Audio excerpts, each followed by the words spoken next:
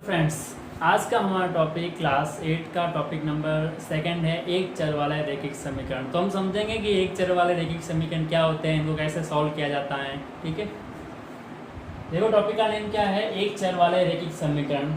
पहले हम चर को अलग करते हैं। चर क्या होता है, एक ये संख्या लिखी हुई है 3 + 5, एक ये संख्या लिखी हुई है 3x + 5।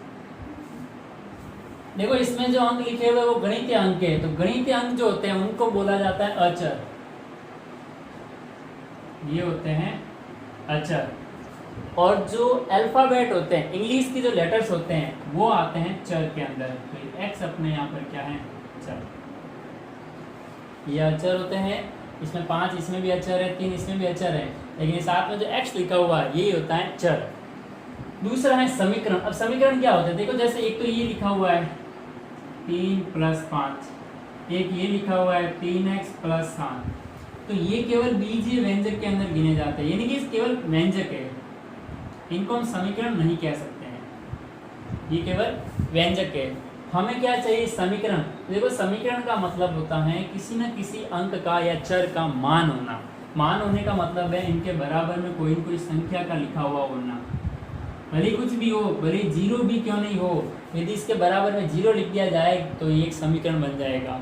और समीकरण बनने के बाद में हम ये जो x साथ में लिखा हुआ है ना, इस x का कितना मान है वो हम आराम से पता कर सकते हैं। तो यही होता है समीकरण। ये केवल एक व्यंजक है, जबकि ये वाला एक है समीकरण। यहाँ 0 की जगह 7, 15, 45, 50 कुछ भी लिखा हो सकता है। ये होता है समीकरण। ठीक है, अब इन समीकरणों को कैसे सॉल्व किया जाता है वो सीखेंगे हम।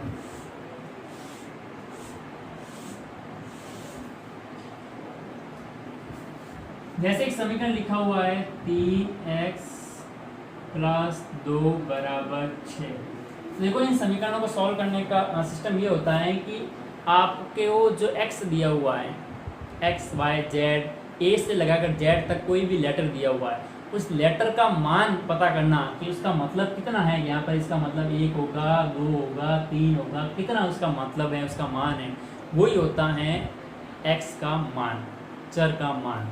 देखो अपना ये चैप्टर एक चर वाले समीकरण, कहने का मतलब है अपने एक प्रश्न के अंदर केवल चर एक ही आएगा, एक x अकेले ही आएगा, या y होगा तो y अकेला आएगा, z होगा z अकेला आएगा। इसमें x और y साथ में नहीं आएंगे, y z t t q p q r s, साथ में कोई भी 2 चर नहीं आएंगे, केवल एक चर ही आएगा एक सवाल के अंदर, एक समीकरण के अंदर। ठीक है, तब देखो इसको आंसर निकालने का तरीका क्या होता है कि आपको x को एक ही तरफ रखना है और x के अलावा जो भी संख्या होती हैं उनको दूसरी तरफ पक्षांतरित कर देना है। पक्षांतरण करने का मतलब है संख्या को या चर को एक साइड से दूसरी साइड में भेजना, बराबर के एक साइड से दूर। यदि आप चाहो इधर वालों को इधर भेज सकते हो, यदि आप चाहो इधर वालों को इधर भी ला सकते हो। दोनों साइड में आप जो भेजोगे उसी को कहते हैं पक्षांतरण। पक्षांतरण करने के कुछ रूल होते हैं। रूल ये होते हैं, जैसे ये बराबर का निशान लगा हुआ है, यहाँ प्लस का 5 लिखा हुआ था, अब आप इसको इस साइड में भेज रहे हो तो ये माइनस का 5 बन जाएगा, निशान चेंज हो जाएगा। यदि मान लो यहाँ माइनस का 9 लिखा हुआ है, आप बराबर के इस साइड में भेज रहे हो तो ये प्लस का 9 बन जाएगा।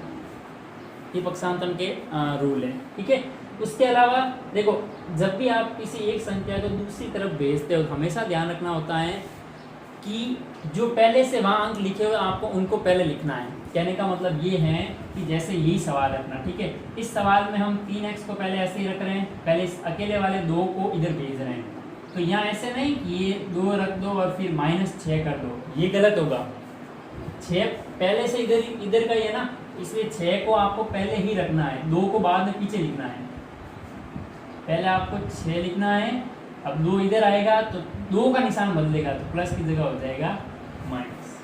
ठीक है, अगली बात देखो, जो x जो चर होता है, चर से जुड़े हुए जो अंक होते हैं, जैसे ये लिखा हुआ 3x, तो इसका मतलब ये है कि 3 और x के बीच में गुणे का निशान है।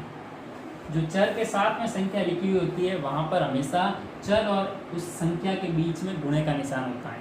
ठीक है, और यदि कोई चर के बट्टा में संख्या लिखी हुई है तो उन दोनों के बीच में भाग होता है।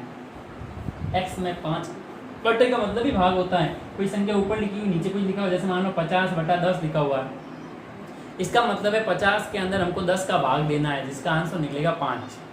ठीक है। अब देखो यहाँ पर भेजने कुछ सिस्टम्स होते हैं। देखो जैसे एक बड़ा सा समीकरण लिखता हूँ मैं आपके लिए, 3x बटा 6 प्लस 8 बराबर 9। अब देखो यहाँ पर हर तरह के कौन कौन संख्या भेजी जा सकती है, उसका हर तरह की संख्या मैंने इसमें लिख दिया। देखो कैसे भेजेंगे। सबसे पहले पक्षांतर जब करेंगे तो हम जो खुली संख्या पढ़ी हैं, खुले अंक पढ़े हैं, जो x से जुड़े हुए नहीं है, x के साथ में लिखा हुआ है और x के बट्टा में लिखा हुआ है, तो वो x से जुड़े हुए माने जाते हैं। तो आपको पहले उनको नहीं भेजना है, पहले दूसरे वाले अंकों को भेजना है। तो यहाँ दूसरा अंक क्या है, 8 है। तो देखो 3x ऐसे ही लिखेंगे हम, बट्टा 6 भी ऐसे ही लिखेंगे, ये 9 ऐसे ही लिखना। अब 8 को इधर भेज रहे हैं तो माइनस का 8 हो जाएगा। पीछे रीजन में क्या लिखेंगे, पक्षांतरण करने पर, पक्षांतरण करने पर। अब हमें क्या करना है, जिसको हमने पक्षांतरित किया है पहले उसको दूसरी साइड में हल करना है, उसके बाद में ये जो और अंक लिखे हो इनको भी भेजेंगे, सबको भेजना है। सिर्फ लास्ट में अकेले x को ही रखना है, आपको चर को ही रखना है। ठीक है। तो देखो आगे हम क्या करेंगे, ये 3x बट्टा 6 था और बराबर 9 में से 8 चला गया, पीछे रह गया 1। अब हम दूसरे को भेजा। दूसरा कौन सा, पहले 3 नहीं भेजा जाएगा, पहले भाग में जो लिखा हुआ उसको भेजना है आपको। तो भाग वाला जो है वो यहाँ गुणे में आ जाएगा, मतलब यहाँ बट्टे में लिखा, यहाँ गुणे में लिखा जाएगा। ये पक्षांतरण का नियम का रूल होता है। ठीक है ना। पक्षांतरण जो है उसका रूल होता है कि जो संख्या एक साइड से दूसरी साइड भेजोगे आप किसी संख्या को, तो उसका निशान बदल जाएगा। गुणे वाला भाग में बदल जाएगा, भाग वाला गुणे में बदल जाएगा। तो 1 और गुणे में आ जाएगा 6। अब यहाँ पहले गुणा करेंगे, फिर इस 3 को भेजेंगे अगले स्टेप में 6। ठीक है।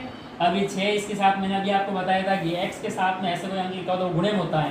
तो ये x के साथ में जो गुणे में है उसको जब इधर भेजेंगे तो भाग में आ जाएगा। भाग मतलब बट्टा में। आप भाग में ऐसे भी लिख सकते हो 6/3, ऐसे भी लिख सकते हो, ऐसे भी लिख सकते हो। ठीक है। दोनों का मतलब भाग ही होता है। तो यहाँ फिर x का मान कितना आ जाएगा, 6 में 3 का भाग दिया 2 बार, ये हो जाएगा x का मान। इसके बाद आती है उत्तर की जांच करना, किसी भी समीकरण में उत्तर की जांच करना। तो देखो उत्तर की जांच करने का मतलब ये होता है कि जो x का मान है उसको x की जगह पर रखो और फिर बराबर के दोनों साइड एक ही आंसर लाने की ट्राई करो। देखो x का मान कितना है, पर हमें 2 रखना है। तो देखो x यहाँ पर है ना, तो 3 गुणा 2 बट्टा 6 प्लस 8।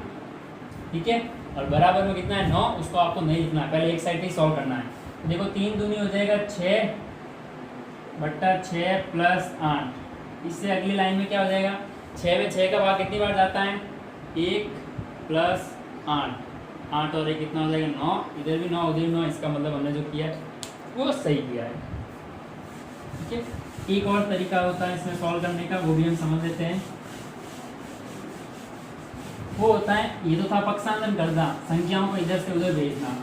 अगला मेथड है अपना वज्र गुणन। वज्र गुणा करना। देखो वज्र गुणा कब किया जाता है, जब दोनों ही तरफ भिन्नों वाली संख्या दी हुई हो, तब आप वज्र गुणन विधि को काम में लेंगे। वज्र गुणे का मतलब होता है तिरछा गुणा, जिसमें क्या किया जाता है, इसको इससे गुणा किया जाएगा, इसको इससे गुणा किया जाएगा। अब करना क्या है, देखो यहाँ पर 3x ऊपर है, इस साइड में 3x से जिसको भी गुणा करेंगे उसका मान इस साइड में रखना है। 6 को जिससे भी गुणा करेंगे उसका मान इस साइड में रखना है। तो देखो 3x गुणा 8, यहाँ हो जाएगा 3x गुणा 8 और यहाँ हो जाएगा 6 गुणा 8। तो यहाँ हो जाएगा, देखो इनमें गुणा किया जा सकता है, 8 3 24x बराबर 48। अब वही x का मान याद करना, 48 के बटा में 24 आ जाएगा, x का मान आ जाएगा 2। ठीक है। ये होता है वज्र गुणा। देखो वज्र गुणा करने का भी एक रूल होता है कि बराबर के दोनों तरफ एक ही भिन्न होनी चाहिए। एक भिन्न का मतलब क्या हो गया कि जैसे ये लिखा हुआ है 3x बट्टा 8, इधर मान लो 3x प्लस 9 भी लिखा हुआ है, बट्टा 8 लिखा हुआ है। ठीक है ना। तो ये एक ही भिन्न है, क्यों, क्योंकि इसके पूरे के बट्टे में एक ही संख्या लिखी हुई है। जबकि ऐसे होता है 3x बट्टा 8 बराबर 3x बट्टा 8 प्लस 9 बट्टा 8, इस तरीके से होता है। तो ये दो भिन्नें होती। तो पहले हम उनको एक भिन्न बनाते, उसके बाद में आप वज्र गुणा कर सकते हो। जब तक एक भिन्न नहीं होती दोनों तरफ आप वज्र गुणा नहीं कर सकते हो। अब लास्ट अगली बात, ठीक है, ये बात ये है कि समीकरणों को आप जब ये जैसे x वाला मान है, तो उसमें आप बिना x वाली संख्या को जोड़ या घटा नहीं सकते हो। 3x में आप 8 को जोड़कर 8 और 3 11x नहीं बना सकते हो। ये जुड़ेगा कब? जब दूसरा वाला मान भी x का ही होता है। चर के मामले में रूल होता है कि जो चर हैं उसी चर का कोई संख्या होगी तो ही उसके साथ जुड़ सकती है या घट सकती है, लेकिन गुणा भाग आप कर सकते हो। यदि जैसे यहाँ पर अभी हमने गुणा किया था, 3x को 8 से गुणा किया तो 8 और 3 का गुणा कर दिया 24 हो गया, x साथ में गुणे में रह गया 24x बन गया। वो गुणा कर सकते हो, आप भाग भी कर सकते हो। जैसे लिखा हुआ है 24x बच्चा 12 लिखा हुआ है, तो 12 का आप 24 में भाग दोगे 2 बार जाएगा तो ये 2x बन जाएगा। ये भी आप कर सकते हो, लेकिन जोड़ और बाकी चर वाले पद की चर वाले पद के साथ में ही की जा सकती है, किसी और के साथ में नहीं की जा सकती है। तो ये था पार्ट नंबर 2 का सारांश, एक चर वाले रैखिक समीकरण। यदि आपको मेरा वीडियो पसंद आया तो इसे लाइक और शेयर करें तथा मेरे चैनल को सब्सक्राइब जरूर करें।